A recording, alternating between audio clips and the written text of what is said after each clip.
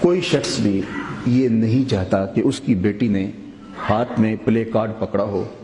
اور وہ لوگوں کو دعوت گناہ دیتی ہوئی یہ کہہ رہی ہو کہ میرا جسم میری مرضی، اور چاہے کوئی کتنا ہی آزاد فکر اور آزاد خیال شخص کیوں نہ ہو، اور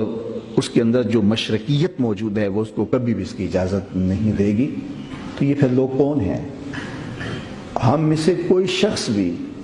اس کا متحمل نہیں ہے، وہ یہ سوچ کر کے بھی کپ کپا جاتا ہے کہ کیا اس کی بیٹی ایسا کر سکتی ہے، تو پھر یہ کس نے کیا؟ تو ہمارے اداروں کو ان لوگوں کا سراغ لگانا چاہیے اور ان کے پیچھے سے جو نادیدہ ہاتھ، جن کے ہاتھوں میں یہ لوگ کھلونے بنے ہیں، ان تک پہنچنے کی کوشش کرنی چاہیے۔ میرا معاشرہ حیا کا معاشرہ ہے، میرا دین مجھے حیا سکھاتا ہے۔ مشرق میں بیٹی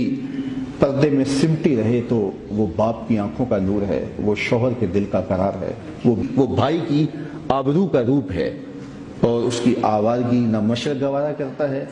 اور اسلام کی تو ایک خاص شناخت ہے، ہر دین کی ایک پہچان ہوتی ہے، تو فرمایا اسلام کی وہ خاص شناخت، وہ خاص پہچان حیا ہے۔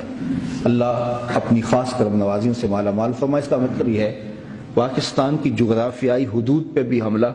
اور پاکستان کی نظریاتی حدود پہ بھی حملہ۔ دشمن انتہائی مکار ہے اور وہ مختلف ذرائع سے پاکستان کے اوپر حملہ آور ہونا چاہتا ہے، لیکن